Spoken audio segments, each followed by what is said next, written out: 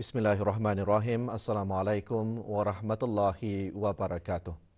Malam Munajat Anjuran Kementerian Hal Ehwal Agama kali ke-86 diteruskan malam tadi menyertai acara dalam talian yang berhormat Pihin Udana Khatib Datuk Paduka Seri Setia Ustaz Haji Awang Badaruddin bin Pengarah Datuk Paduka Haji Awang Othman, Menteri Hal Ehwal Agama. Acara Malam Munajat kali ini disertai Jawatankuasa Takmir dan Belia dari Masjid Kampung Tanah Jambu, Masjid Kampung Kupang dan Masjid Muhammad Jamalul Alam serta para jemaah dari 90 buah masjid termasuk surau dan balai ibadat seluruh negara. Bacaan Saidul Istighfar dan Al-Fatihah dipimpin oleh Yang Berhormat Dr. Awang Haji Mahali bin Haji Mumin, Ahli Majlis Mesyuarat Negara. Antara pengisian Malam Munajat termasuk tazkirah dan bacaan selawat tafrijiyah. Pelaburan dalam masa depan penjagaan kesihatan iaitu wang, masa dan usaha perlu digabungkan kerana nilai, tujuan dan budaya harus seiringan bagi memastikan hala tuju penjagaan kesihatan di masa hadapan tidak mudah terpengaruh. Berucap melalui persidangan video semasa persidangan Hari Jururawat dan Bidan Antarabangsa, Menteri Kesihatan menekankan dunia mungkin akan berdepan kekurangan kira-kira 13 juta jururawat menjelang tahun 2030. Jika tiada tindakan dibuat dari sekarang, kekurangan jururawat bertambah buruk semasa pandemik COVID-19. Yang Berhormat Datuk Seri Setia Dr. Awang Haji Muhammad Isham bin Haji Jaafar selaku Pengarah Eksekutif Jurudong Park Medical Center JPMC berkata, negara Brunei Darussalam ketika ini berdepan kekurangan kira-kira 800 hingga 1,000 orang jururawat dan ia begitu ketara semasa pandemik. Menurut Yang Berhormat, dua tema Hari Jururawat dan Bidan Antarabangsa tahun ini menekankan mengenai kepentingnya berfikiran kehadapan dan peranan yang dimainkan oleh jururawat dan bidan dalam penjagaan kesihatan. Tambah Menteri Kesihatan, sejarah terkini telah menunjukkan bahawa jururawat dan bidan di negara ini mempunyai potensi untuk bertugas di bawah tekanan dan menunjukkan dedikasi untuk bergerak ke hadapan. Persidangan dihadiri oleh Puan Chong Ye Foy, Pengarah Kejururawatan JPMC. Persidangan memberi ruang kepada profesional penjagaan kesihatan berkumpul dan bertukar idea serta pengalaman dalam bentuk penyelidikan.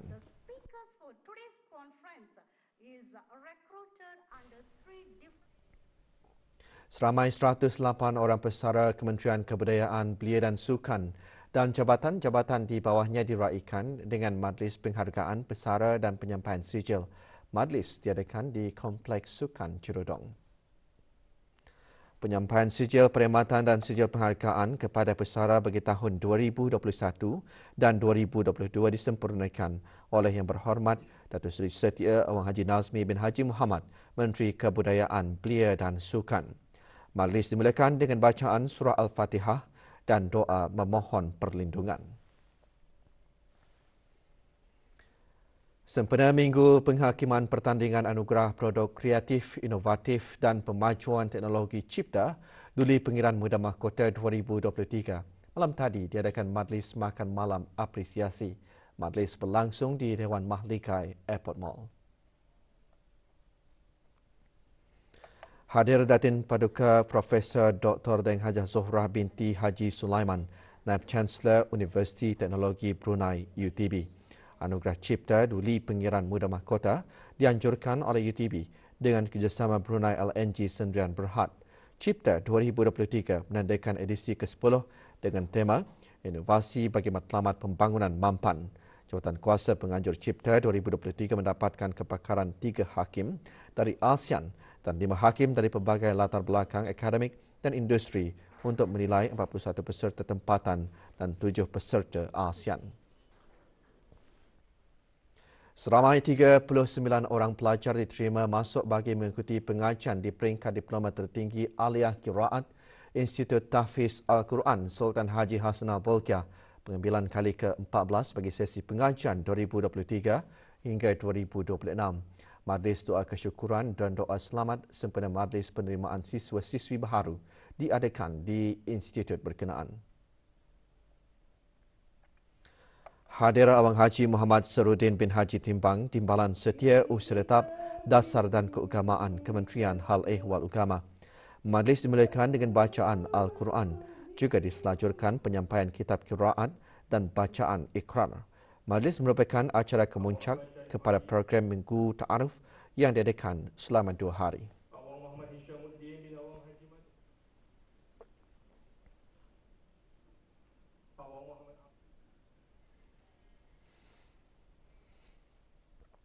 Kementerian Kewangan dan Ekonomi melalui Pusat Standard Kebangsaan PSK dengan kerjasama Autoriti Kawalan Bangunan dan Industri Pembinaan ABCI, Kementerian Pembangunan mengadakan program pemberikaan bagi Piawai Brunei Darussalam PBD edisi kedua, Specification of Welded Steel Fabric for the Reinforcement of Concrete. Program bertujuan memperkenalkan dan meningkatkan kesedaran mengenai edisi terkini PBD kepada pihak-pihak berkepentingan, diadakan di Dewan Indra Pahlawan ABCI, Kementerian Pembangunan. Daeng Altila binti Haji Muhammad Saleh Pemangku Timbalan Setia Usaha Tetap Industri Pembinaan dan Kemajuan selaku Wakil Pengerusi Komiti Standard dalam Pembinaan dalam ucapan alu-aluan yang menekankan tentang kepentingan PBD edisi kedua yang bertujuan untuk mewujudkan dan menyediakan persekitaran industri tempatan yang vibrant, cekap dan mampan bagi memenuhi permintaan perkhidmatan dalam menyokong dasar industri pembinaan di negara Brunei Darussalam ke arah pembangunan ekonomi dan sosial yang mampan. Antara pengisian program penerangan daripada pihak PSK mengenai peranan pusat dalam pembangunan standard dan maklumat teknikal serta pindaan terkini PPD. Program disertai oleh 61 orang wakil pihak berkepentingan termasuk dari sektor kerajaan, swasta, institusi pendidikan tinggi, syarikat pembekal dan kontraktor serta konsultan. Program pendedahan belia-belia yang berpotensi untuk mencuburi bidang pertanian berteknologi tinggi kali ke-8 memberi inspirasi kepada belia yang berpotensi bagi meningkatkan hasil pertanian tempatan dan pasaran ekspor. Program selama 5 hari tersebut berakhir dengan majlis penyampaian sijil kepada 37 belia yang berlangsung di Pusat Agribisnes Rimba Gadong. Sijil disampaikan oleh Awang Abu Zahar bin Haji Muhammad Tahir, pemangku pengarah pertanian dan agri makanan. Melalui program tersebut, para peserta lebih berkeyakinan mencampurkan diri dalam sektor pertanian secara persendirian atau contract farming, tidak secara langsung akan dapat mendukung usaha meningkatkan hasil pertanian tempatan dan juga pasaran ekspor. Program merupakan salah satu inisiatif Kementerian Sumber-Sumber Utama dan Pelancongan melalui Jabatan Pertanian dan Agri Makanan bagi mendukung Pelan Strategik Jabatan Pertanian dan Agri Makanan 2021 hingga 2030 yang berkaitan dengan usaha untuk meningkatkan penglibatan belia dalam sektor pertanian.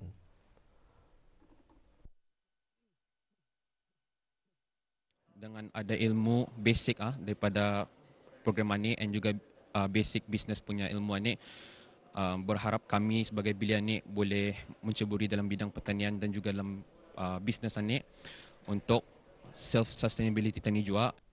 Macam mana boleh motivate is seeing the agriculture in Brunei is really growing. So it would be nice if sekiranya kami, the belia yang masih belajar, masih menuntut ilmu ini untuk join sama-sama while memanfaatkan teknologi yang ada. Penganugerahan pelajar cemerlang kepada 37 pelajar tahun 6 Sekolah Rendah Yayasan Sultan Haji Hassanal Bolkiah dalam penilaian Sekolah Rendah PSR dapat menyuntik semangat mereka untuk terus mencapai kejayaan pada masa depan. Kejayaan para pelajar tersebut diraikan pada Majlis Anugerah Pelajar Cemerlang 5A dalam PSR bagi tahun 2022.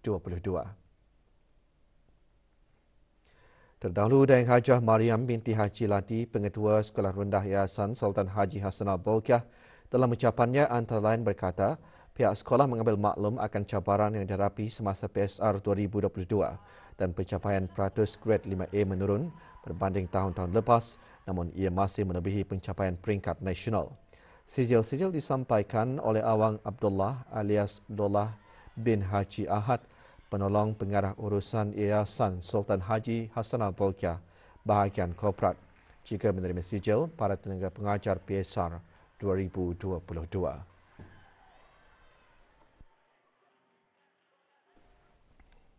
Mungkin ramai tidak menyangka pelekat magnet peti sejuk atau fridge magnet yang dibeli semasa melancong ke luar negara bukan saja boleh menambahkan lagi keindahan suasana dalam rumah Auda, bahkan menjadi hobi yang menyeronokkan.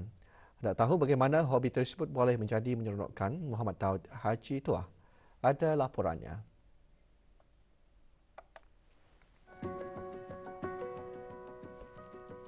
Bagi Dayang Rosinah binti Haji Tua, seorang penduduk di rancangan perumahan negara Lambak Kanan, minat mengumpul pelekat magnet peti sejuk mula timbul selepas mendapati koleksi pelekat magnet peti sejuknya mempunyai bentuk dan latar belakang pemandangan indah dan menarik sesebuah tempat. Sebahagian besar koleksinya dibelinya sendiri dan selebihnya adalah cenderamata atau buah tangan daripada saudara mara atau rakan-rakannya ketika mereka melancong ke luar negara. Disebabkan koleksi pelekat magnet yang pelbagai, Dayang Rosinah cuba meletakkannya di ruang lain rumahnya selain peti sejuk agar kelihatan indah dan menarik. Bahkan, beliau sentiasa membersihkan pelekat magnet ini supaya sentiasa kelihatan bersih dan cantik. Yang mula-mulanya masa orang berlayar-layar tu membawa kan macam kena bagi souvenir, because di luar negeri tu yang magnetnya bisa-bisa macam pemandangan tempat-tempat yang menarik itu bisa tu itu tuku suka dan itu tu macam dari sana tak minat lah tu. Ada 1,000 kali dari UK bisa-bisa kanak-kanak berlayar, cousin-cousin apa tu di sana tu jual tuku berpasan. Tidak dinafikan aktiviti mengumpul pelekat magnet peti sejuk seperti yang dilakukan oleh Dayang Rosinah mampu menambahkan lagi keindahan suasana dalam rumah dan pada masa yang sama menjadi hobi yang menyeronokkan. Laporan Muhammad Daud Haji Tua untuk Berita RTB.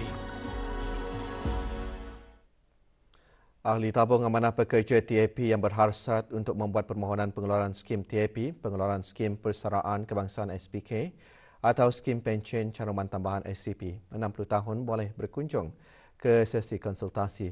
Sesi dadakan sehingga 30 Mei ini di Pusat Persidangan Antarabangsa Berakas. Setiap ahli dinasihatkan membawa dokumen pengenalan asal dan maklumat akaun bank serta dokumen-dokumen berkaitan bagi ahli yang ingin membuat permohonan TAP atau SPK perumahan. Ahli yang berumur di bawah 50 tahun yang berhasrat hadir boleh datang secara walk-in, manakala ahli yang berumur 50 tahun dan ke atas juga dialulukan hadir dan membuat tempahan sesi konsultasi Silver Generation SPK secara lazimnya dengan melalui link booking.tap.bn. Sesi dibukakan bermula dari pukul 8 pagi hingga 4 petang pada setiap hari Isnin hingga Khamis dan Sabtu. Maklumat lanjut hubungi Pusat Panggilan TAP di talian 238-2929 semasa waktu bekerja atau melalui email di ask@tap.com.bn.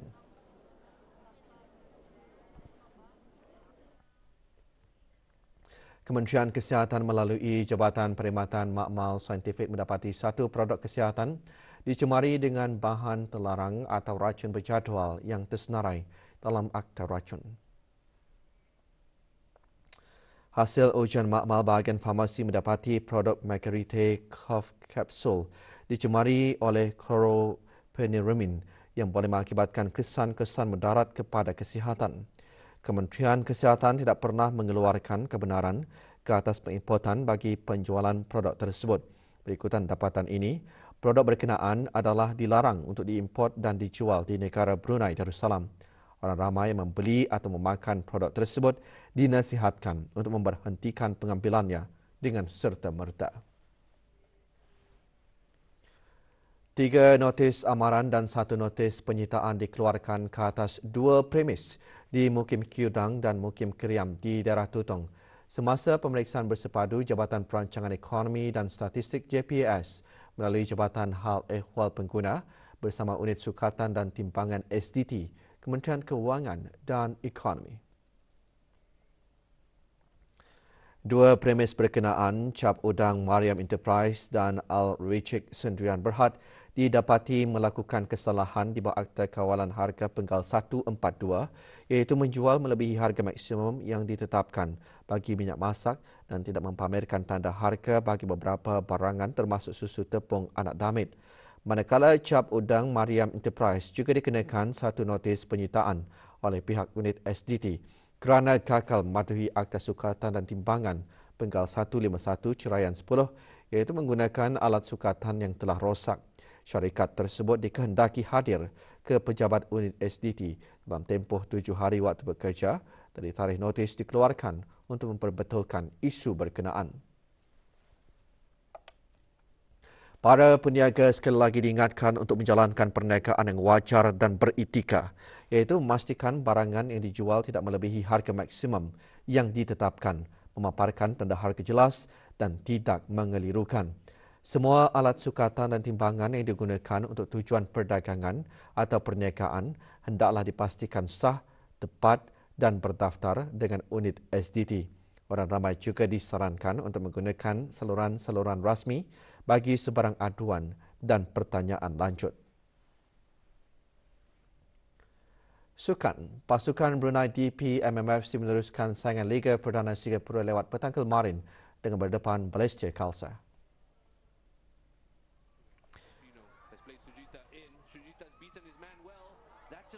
Dalam aksi di Stadium Vision Singapura, pasukan Brunei DP MMFC tewas kepada Balestier Khalsa dengan keputusan 2-3.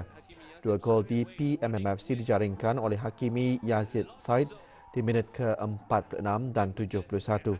Manakala 3 gol Balestier Khalsa dijaringkan oleh Shuhei Hoshino, Daniel Koh dan Masahiro Sugita. That's a good ball from Alan Koza. Has found Ryoya Taniguchi. The flag stays down. There's a chance there. Masahiro Sugita. The Tigers have Najib Tarif. Can't find a yellow shirt. Chance is not over yet though. It is a chance. Hakimi Yazid.